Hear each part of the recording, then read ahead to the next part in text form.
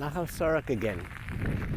Tuesdays on the trail, but from the other side of the Nahal. Behind me is Yishi, the small Moshav.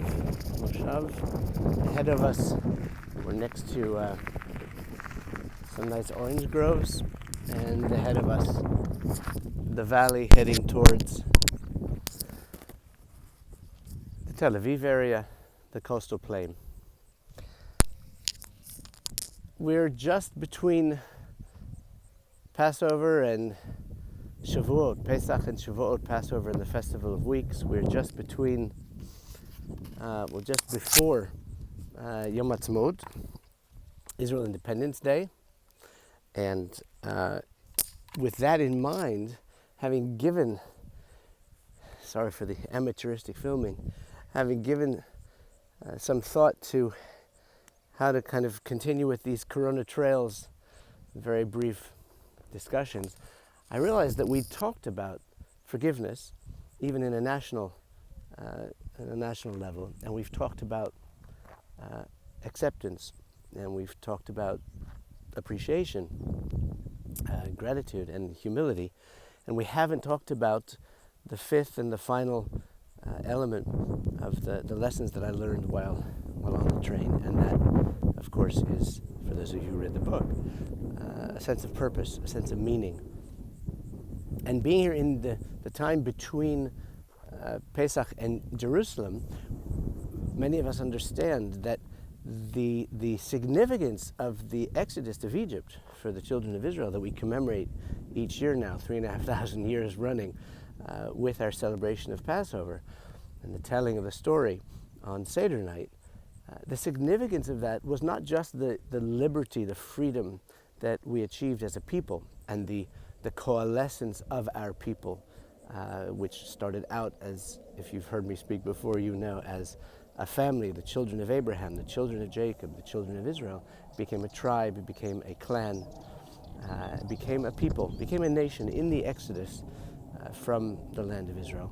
But there was a purpose there. There was a purpose beyond just our freedom and beyond our being able to arrive here in the promised land and to create our sovereign state here. The purpose was, of course, to be a light unto the nations, to bring the concepts of ethical monotheism, the mitzvot, the obligatory nature of our commitment to be a moral people and to bring the word of God to humanity within the context of setting up systems of justice and promoting a lifestyle where people would treat each other with dignity, as called for in the Hebrew Bible. And it's expressed also in the fact that between that in the days after Pesach, what do we lead up to? We lead up to the celebration of Shavuot, the Feast of Weeks, otherwise known as the giving of the Torah.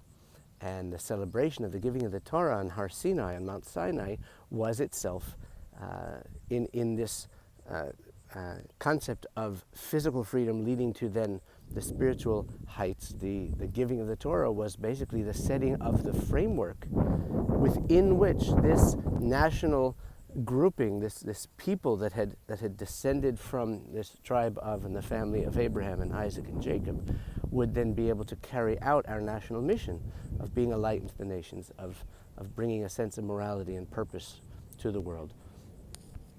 Ironically enough, we're just before Yom Haatzma'ut and leading up to Yom Yerushalayim, to the Jerusalem celebration of the reunification of Jerusalem.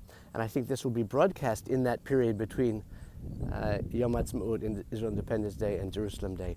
And it's a modern expression of the same thing. Yom Haatzma'ut, the independence that we gained, the return to our national sovereignty in our ancestral homeland, of course, is something that we celebrate religiously and nationally. And then Jerusalem Day, the reunification of Jerusalem, the return of that sovereignty to the most holy place in the world for Jews, the Temple Mount, but not as a religious construct, as a national, as the capital, as the beating heart of the Jewish people for 3,500 years or 3,000 years. It also completes the circle it completes the cycle from physical redemption to spiritual redemption. And I had that experience within the context of my physical hike on the trail and the lessons that I learned that led to, after the freedom, the liberating freedom that I achieved, with an understanding or a reinvigorating of the gratitude that I felt, the humility, the acceptance of the situation that I was in, the forgiveness that I learned, forgiveness of God, first and foremost. Those things came together with this last lesson of having a sense of purpose. Like Viktor Frankl said in his book, Man's Search for Meaning, we all need to have a goal to strive for.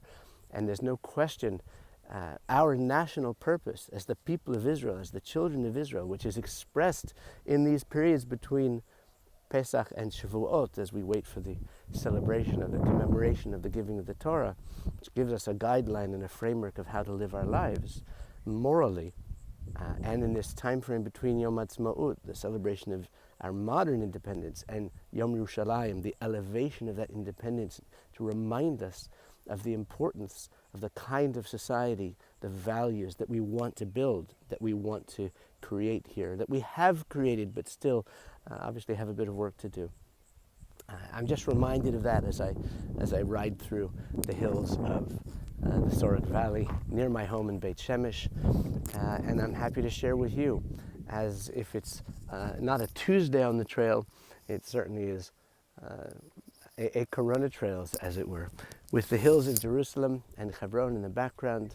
This is my Israel Trail. Thanks for joining.